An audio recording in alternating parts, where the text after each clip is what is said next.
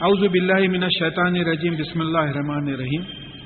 یعنی اللہ کے نام کے ساتھ جو رحمان ہے یعنی فائدہ پہنچانے والے ہیں. رحمان کا جو معنی قرآن سے نکلتے ہیں, جو انگلش میں ٹرانسلیشن بڑا کریکٹ ہوا ہے, بینیفیسنٹ, فائدہ پہنچانے. یعنی اللہ کے نام سے ہم شروع کر رہے ہیں جو اللہ تعالیٰ فائدہ پہنچانے والے ہیں. اور رحیم ہے, مرسیفل ہیں, ترس کھانے والے ہیں. یعنی مخلوق اتنی کمزور ہے کہ وہ ہم پہ ترس کھا کر فائدہ پہنچاتے ہیں. اور اب جو ہم سنیں گے انشاءاللہ وہ فائدے کی چیز ہوگی. یہ بات ہمارے ذہن میں رہنا ہے کہ یہ جو پہلا جملہ ہر سورت کے پہلے جو آ رہا ہے سوائے سورہ توبہ کے, وہاں مقصد یہ ہے کہ اب ہم اس کے بعد میں جو پڑھنے والے ہیں انشاءاللہ یہ فائدے کی چیز ہوگی. اب جو صحابہ, یہ دیکھیے اب جو انتشار ہوا پیچھے سے خالد بن ولید, اب میں رضی اللہ تعالیٰ عنہ اس لیے بول رہا ہوں کہ بعد میں وہ بہت بڑے صحابیوں میں گنے جاتے ہیں. تو جب وہ حملہ کیے تو جب رسول اللہ صلی اللہ علیہ وسلم, کافر کیا کیے کہ رسول اللہ صلی اللہ علیہ وسلم کے شہید ہونے کی افواہ اڑا دیے, تو مسلمان ڈھیلے پڑ گئے. بعض مسلمان یہ سوچے کہ بھئی اب جی کے کیا فائدہ جب رسول اللہ صلی اللہ علیہ وسلم ہی نہیں ہے, تو وہ گئے لڑے اور شہید ہو گئے. بعض بولے اب رسول اللہ صلی اللہ علیہ وسلم ہی نہیں ہے تو کس کے لیے لڑنا ہے, پیٹ پلٹا کے بھاگنے لگے. تو اب یہاں اس کا وہ سین ہے کہ اس تسعدوا ولا تلؤون علی عہد ورسول یدعوکم فی اخراکم.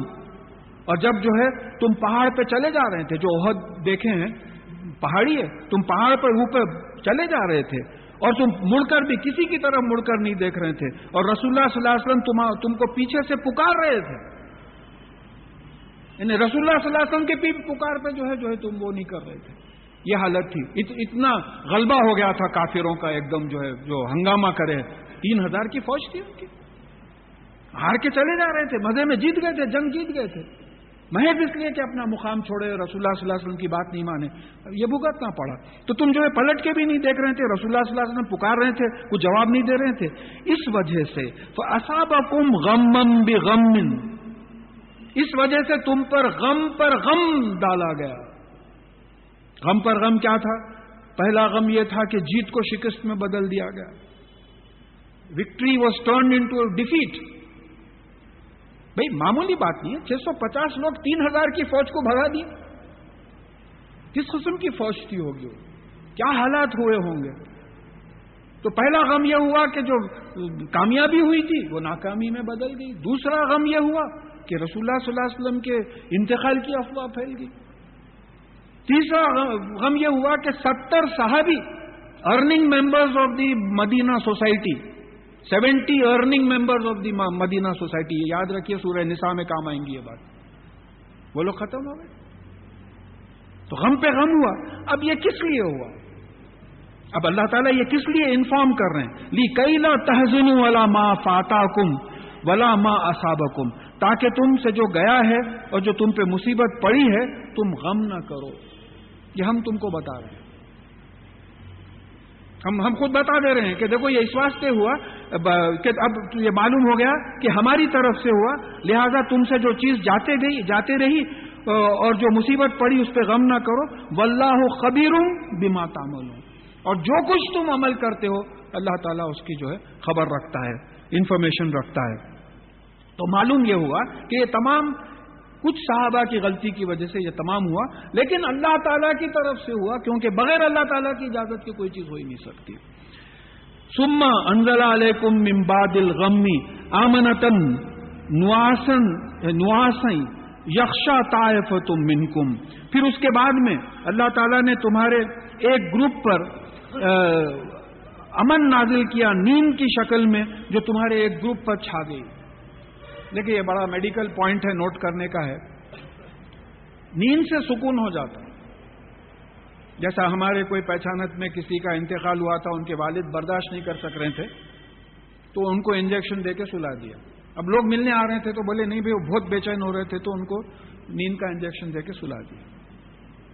تو معلوم ہوا کہ نیند سے امن ہوتا, میڈیکل سائنس ہے, نیند سے جو ہے سکون ملتا. تو اب یہاں اللہ تعالیٰ کیا کیے, اپنے طرف سے بے ہوشی طاری کرے ان لوگوں کو, اپنے طرف سے, تاکہ امن ہو جائے, امن میں آ جائے. اور پھر اس کے بعد میں ایک بات یاد رکھیے آپ کہ معلوم ہوا کہ نیند سے امن مل رہا ہے. اب ہماری فجر کی جو اذان ہے اس میں الصلاۃ خیر من النوم ہے. یہ بڑا امپورٹنٹ پوائنٹ ہے، نوٹ کیجیے آپ. فجر کی نماز میں الصلاۃ خیر من النوم، بے شک نماز نیند سے بہتر ہے. خیرون، بے شک نماز نیند سے بہتر ہے. اس کا ثبوت ہونا ہمارا، کیونکہ رسول اللہ صلی اللہ علیہ وسلم کے سامنے یہ اذان اور اقامت پڑھی گئی اور آپ نے اپروو کیا تھا اس کو، تو اس میں کوئی بات ہے. اب دیکھیں یہاں اگر کسی کو آپریشن کرنا ہے، ایون بائی پاس کرنا ہے، تو سینہ کھول رہے ہیں آپ، بے ہوش کر لیجئے، ہڈیاں توڑیے، پیر نکال دیجئے، اس کو پتہ بھی نہیں چلتا، انہیں انکانشیس رہتا، یعنی نیند میں لا لیے اس کو. حضرت علی رضی اللہ تعالیٰ عنہ کو ایک جنگ میں ایڑی میں تیر گھس گیا تھا. آپ کسی کو ہاتھ لگانے نہیں دے رہے تھے، اتنی تکلیف ہو رہی تھی. تو صحابہ نے کہا کہ خاموش ہو جاؤ، وہ جب نماز کے لیے کھڑے رہیں گے نکال لیں گے. تو جب آپ نماز کے لیے کھڑے رہے تو تیر نکال لیے، پتہ ہی نہیں چلا آپ کو، تو ہے نہیں صلاۃ خیر من النوم، نیند سے بہتر نماز. تو وہ نماز کی ضرورت ہے ہم کو، کہ ایسی نماز کے بے ہوش ہیں، تیر جسم سے نکل رہا ہے اور پتہ نہیں چل رہا ہے، ایسی نماز. اور ہماری نماز، یعنی ہماری نماز تو پوری، اس کے بعد میں کیا کرنا ہے پوری پلاننگ رہتی، یہاں سے وہاں جانا ہے، وہاں سے وہاں جانا ہے، وہ جانا ہے، نئی سو باتیں یاد آتی. وہ ایک مذاق کے طور پہ کوئی صاحب تقریر میں سنائے تھے کہ وہ ایک صاحب کنجیاں گھر کے کہیں رکھ کے جو ہے بھول گئے الماری کے.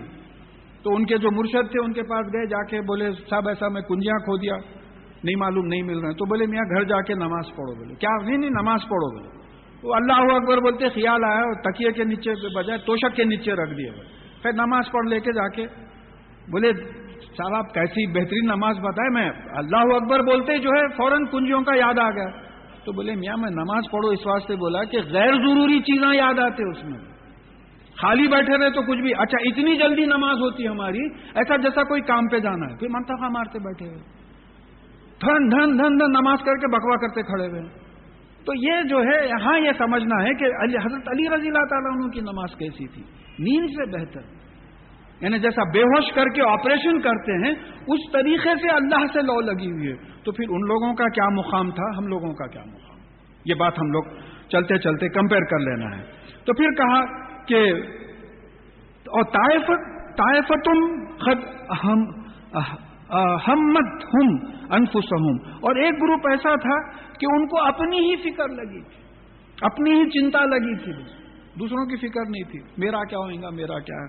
اور پھر یظنون باللہ غیر الحق کی ظن الجاہلیہ، اور یہ اللہ تعالیٰ کے بارے میں حق سے ہٹ کے گمان کر رہے تھے، اور یہ لا علمی کا گمان تھا ان کا. دیکھیں وہ تیر انداز اگر نہیں ہٹتے تو پھر یہ چلے جاتے تھے واپس، بات ختم ہو جاتی تھی. غلطی اپنی ہوئی، لیکن اس کو اللہ تعالیٰ کے اوپر ڈال رہے ہیں کہ اللہ تعالیٰ نے ہم کو شکست دی. کیوں دی اللہ تعالیٰ نے شکست؟ یہ بھی کاز اور ایفیکٹ کی دنیا ہے. ایک عالم امر ہے، ایک عالم خلق ہے. عالم خلق میں آپ بسم اللہ الرحمن الرحیم بول کے پوٹاشیم سائنائڈ کھائے تو انشاءاللہ مر جائیں گے، کیونکہ پوٹاشیم سائنائڈ ظاہر ہے اللہ تعالیٰ کا بنایا ہوا قانون ہے کہ اگر کوئی کھائے گا تو مر جائے گا. یہ اللہ تعالیٰ کا قانون ہے، اس کے خلاف کیسا جائیں گے؟ اگر خلاف ہو گیا تو معجزہ ہو گیا. ہم لوگوں سے معجزے نہیں ہوتے تو نبیوں کے ساتھ کی بات ہے. تو اب یہاں اللہ تعالیٰ بتا رہے ہیں کہ یہ لوگ اپنی غلطی سے جنگ ہارے، اور اس کے بعد میں اللہ تعالیٰ کے بارے میں بڑے غلط غلط خیالات کرنے لگے کہ جو ہے ہماری ان کو مدد نہیں، مدد تو ملی تھی.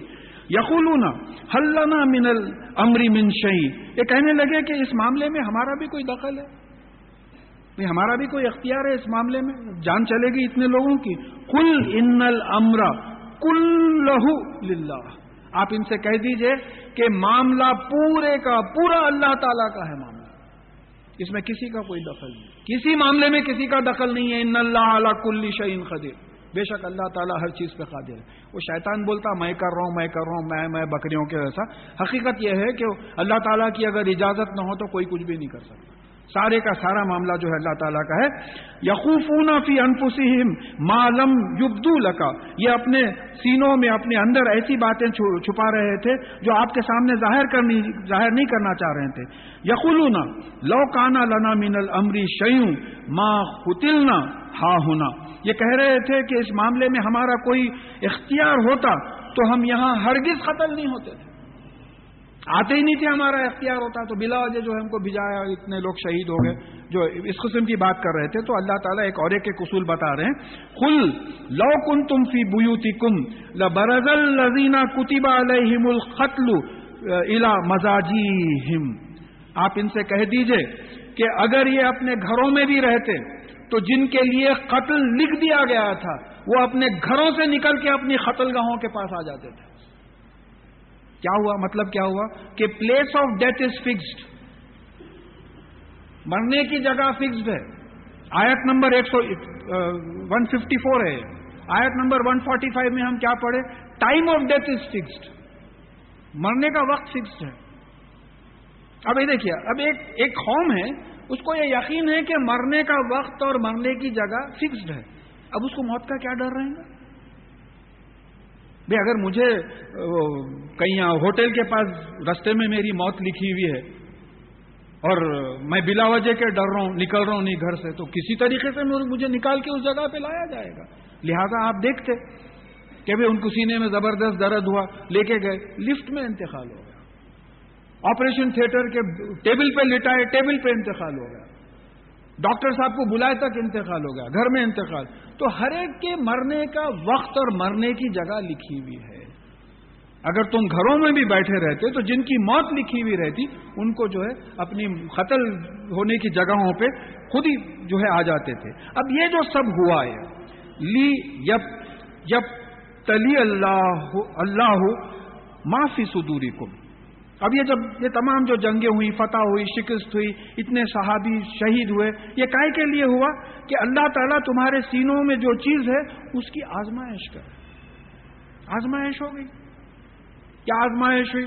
بھائی 70 مومن شہید ہوئے، کئی مومن آخری دم تک جو ہے رسول اللہ صلی اللہ علیہ وسلم کا ساتھ دیے، کئی جو ہے پلٹ کے چلے گئے، 300 منافق چلے گئے. ٹیسٹ ہو گیا، منافق کون ہے، مومن کون ہے، شہید کون ہے، پورا امتحان ہو گیا. تو یہ تمام سچویشن ہم اس لیے کریٹ کر رہے ہیں کہ تمہارا امتحان ہو. یہ دیکھیے اللہ تعالیٰ، یہاں بھی ہم ایکسپیرینس کر چکے ہیں یہ چیزوں کو. اللہ تعالیٰ سزا کئی طریقوں سے دیتا. میں پچھلی دفعہ بھی بولا کہ جاپان کے بارے میں سائنس اینڈ ٹیکنالوجی میں مشہور ہے کہ Japan starts where America ends. اتنی بڑی ان کی سائنس اور ٹیکنالوجی کا پروگرس ہے. اتنا زبردست طوفان آیا، 2 دن تک جھٹکے ہوتے رہے، اتنا بڑا ارتھ کویک آیا. ان کی سائنس اور ٹیکنالوجی کہاں گئی؟ کہاں روک سکے؟ تو ایک جھٹکا تو اللہ تعالیٰ نیچرل کیلامیٹیز سے دیتے، بارش نہیں دیتے، جھٹکے دیتے، طوفان آتے. اور ایک یہ ہوتا کہ لوگوں سے پٹاتے. اب ہمارے ساتھ کیا ہو رہا ہے؟ لوگوں سے پٹا رہے ہیں. ہمارے عراق میں بھی پٹ رہے ہیں. ہمارے ہی لوگ ہیں، ہمارے ایمان کے لوگ ہیں. قرآن کو، محمد صلی اللہ علیہ وسلم کو مانتے ہیں، یہ کہ گناہ گار ہیں، اللہ تعالیٰ مدد فرمائے. تو یہاں یہ بات سمجھنا ہے کہ یہ تمام چیزیں جو دنیا میں ہوتی ہیں وہ آزمائش کے لیے ہوتی ہیں. میں پھر دہرا دیتا ہوں کہ سورہ ہود کی 7ویں آیت میں بات آئی ہے کہ ہم نے زمین اور آسمان کو 6 دن میں پیدا کیا تاکہ تم کو آزمائے. سورہ ملک اور سورہ دہر میں بات آئی ہے کہ ہم نے زندگی اور موت پیدا کی تاکہ تم کو آزمائے. ہم نے تم کو دیکھتا سنتا بنایا تاکہ تم کو آزمائے. ہم نے تم کو نطفہ امشاج سے ملتے جلتے مرد اور عورت کے نطفے سے بنایا تاکہ تم کو آزمائے. تو ہماری زندگی کا مقصد یہ آزمائش. کامیاب کون ہوگا؟ جو قرآن پہ ویسے ہی عمل کرے گا جیسے محمد رسول اللہ صلی اللہ علیہ وسلم نے بتایا. ناکام کون ہوگا؟ جو اس کے خلاف جائے گا، کیونکہ آج یہی دین رائج ہے. تو اللہ تعالیٰ اور رسول اللہ صلی اللہ علیہ وسلم کے احکامات مانتے یا نہیں مانتے، یہ ٹیسٹ ہو رہا ہے ہمارا. تو اس لیے یہ ہوا کہ تمہارے دلوں کی بات معلوم کر لیں. وَلْيُمَحِّصَ مَا فِي قُلُوبِكُمْ، اور جو تمہارے دلوں میں ہے اس کو پاک کر دیں. دلوں میں جو برائیاں ہیں، شیطان کے وسوسے ہے، موت کا ڈر ہے، مال کی محبت ہے، دشمن کا خوف ہے، یہ تمام برائیاں ہیں، یہ تمام نکلیں. صرف اللہ کا خوف تم میں آ جائے. اس کے لیے تمام چیزیں ہوئی ہیں. واللہ علیم بذات الصدور، اور بے شک اللہ تعالیٰ سینوں کے اندر جو باتیں چھپی ہوئی ہیں اس کا علم رکھتا ہے. ان الذین تولوا منکم یوم التقى الجمعان انما استزلهم الشیطان ببعض ما کسبوا. بے شک وہ لوگ جو جنگ احد کے دن جب 2 جماعتیں آپس میں ملی، مدبھیڑ ہوئی، اس میں سے مومنین کی ایک جماعت جو پلٹ گئی، تو کیا ہوا؟ بے شک شیطان نے ان کے پچھلے کچھ اعمال کی وجہ سے ان کو پھسلا دیا. دیکھیے نافرمانی کتنے لوگوں سے ہوئی؟ پہلے تیر اندازوں سے ہوئی. اس کا دوسرا گروپ کیا ہوا؟ جب رسول اللہ صلی اللہ علیہ وسلم کے انتقال کی خبر پھیل گئی تو بعض لوگ پلٹ گئے، چلے گئے. تو یہ جو پلٹے، یہ سیکنڈ گروپ جو پلٹا، ان کے کیوں ہوا ہے؟ یہ شیطان ان کو پھسلا دیا اپنے عزم سے، اپنے ارادے سے، کیونکہ یہ پچھلے کچھ گناہ ان کے تھے. تو معلوم ہوا کہ پچھلے گناہوں کی وجہ سے بھی بعض وقت اللہ تعالیٰ کی مدد نہیں آتی. توبہ ہونا پڑے گا اس کا، پچھلے گناہوں کو مٹوانا پڑے گا، توبہ کر کے مٹوانا پڑے گا. تو اس کی وجہ سے بھی ہوتا. دیکھیں یہاں بات آ گئی نا، رسول اللہ صلی اللہ علیہ وسلم کی نافرمانی کرنے پہ خالد بن ولید رضی اللہ تعالیٰ عنہ گھسے ادھر اپنی فوج کو لے کے. اگر نافرمانی نہیں کرتے، غلطی نہیں کرتے، گناہ نہیں کرتے تو یہ بات نہیں ہوتی تھی. تو یہ صحابہ بھی جو جنگ احد سے پیٹ پلٹا کے بھاگ رہے تھے، نکلے تھے اللہ کی راہ میں، تو یہ کس وجہ سے ہوا؟ ان کے پچھلے کچھ گناہ تھے. جب صحابیوں کے معاملے میں یہ بات ہوئی تو پھر ہمارا کیا معاملہ ہے؟ ہم نے کتنے پچھلے گناہ ہیں ہمارے. میں تو یہی بولتا ہوں کہ یہ دو فرشتے ہیں، ادھر نیکیاں لکھتا ادھر بدی لکھتا. یہ تو بیچارہ سوتے رہتا ہوئے گا، یہ اوور ٹائم کر رہا ہوئے گا. اس کو بول رہا ہوئے گا ذرا آپ بھی لکھ لو حضرت، میرے کو چل رہا نہیں، اتنا زوروں پہ کر رہا ہے، چل رہا نہیں میرا قلم. تو پھر ہم کو تو توبہ کرنا چاہیے جہاں موقع ملے. تو پھر ان کے بھی بارے میں اللہ تعالیٰ فرما رہے ہیں وَلَقَدْ عَفَا اللَّهُ عَنْهُمْ، اللہ تعالیٰ نے ان کو بھی معاف کیا. کیا شان ہے معافی. تو مایوس نہیں ہونا ہے.